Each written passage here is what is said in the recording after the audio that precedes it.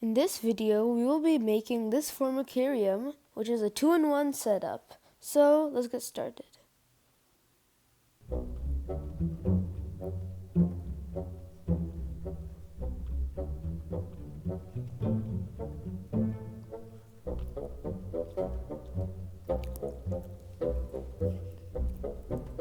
So, we will be needing this plastic covering to keep everything clean, then an extra paper just in case, and then we'll need 2 boxes to make it out of. Then we'll need a paper plate just in case, and then we will need a plastic spoon, and then the gypsum itself. So I'll just put that down. And last but not least, we need gloves since we don't want our hands getting dirty when we're handling it. So let's get started. So first, you need to put on the gloves since you can't use the plaster and then put on the gloves because it's of no use. So then you keep the nest box ready because we're going to do the nest first and then the outworld. So yeah, I'm just going to cut the hole since you need a hole to transfer it to the outworld, and maybe you could do 2 so you can transfer it to other nests. So I'm just going to cut the hole right now.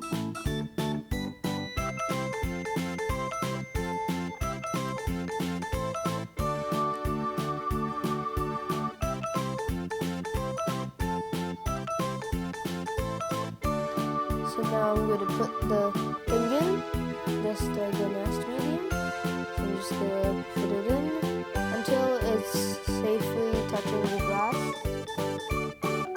And yeah, now I'm going to create the nesting chambers with the back of the spoon.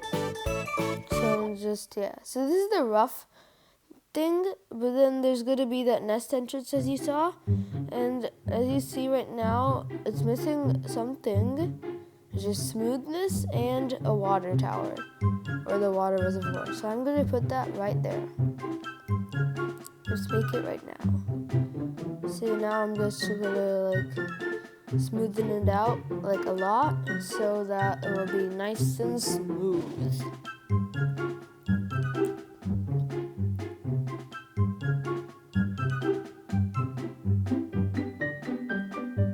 There. So there's the nest and there's the nesting chambers.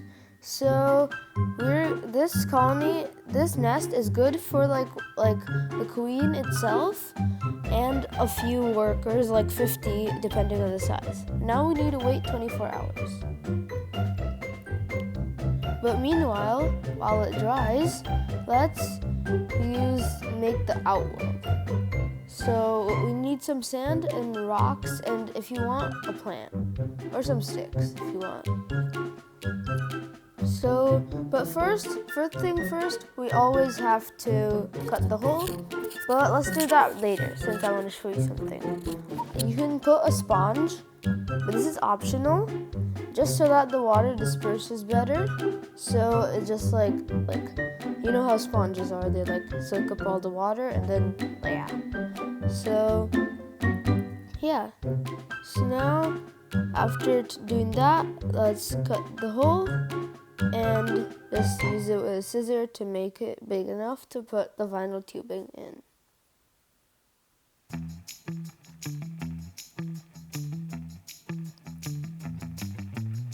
Okay, let's see. Nope. Let's more carving to do.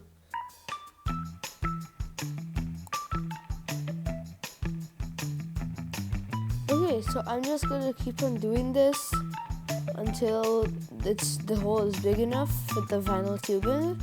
So yeah.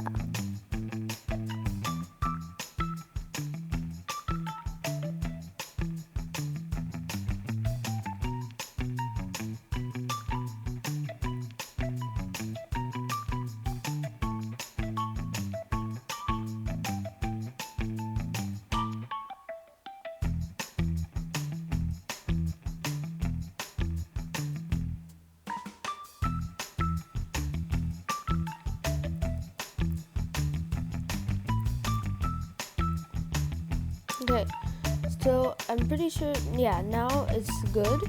So now I will just take the nest and attach it so everything will be good.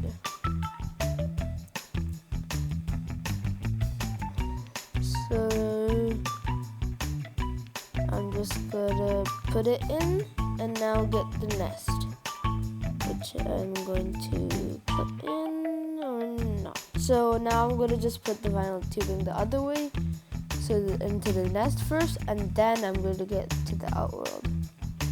So nest, and now I'm going to attach the outworld.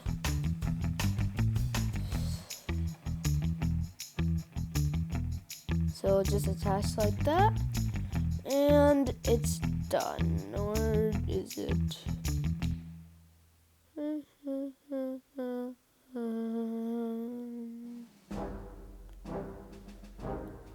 Okay, now I can be sure that it is done. So, yeah.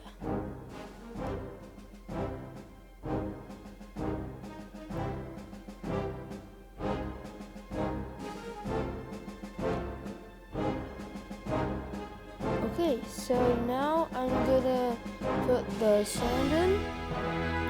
So I need to disconnect it since the vinyl tube will block it if I don't disconnect it. I'll just like spread the sand around like that, how I'm doing, and just like pat it. So yeah, make sure to wash your hands when you're doing this since it can get dirty and something like that. And also make sure to boil the sand. I know it sounds weird, but you need to sterilize it before your ants can move it. So, yup. Okay, so let's just keep on doing this. And yeah, you can add some sticks like that and some stones like that. So now I am going to connect this back.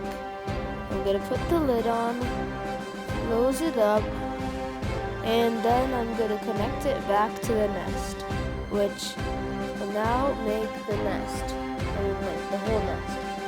So this is how it should look. Also, yeah, this is how it should look. Also, we've forgotten something, and I'll tell you this something right now. We forgot how we're gonna spray the water into the sponge. So basically we should carve it right now. But since we know where the water tower is, it'll be easy as pie. So first, you need to trace it, and then you need to cut it. So then you know which space. So I'm just gonna do the same how I drilled it with the other things with a scissor. Also, it'll be quicker to use a real drill, but I just like to use a scissor because it's like, yeah, like everyone has a scissor. So now, since the hole is done, I will now click it and show you how this works. So I'll just syringe it in, and so it's all wet as you see. So yeah, that's it for this video, and bye-bye for now. So yeah, bye-bye for now.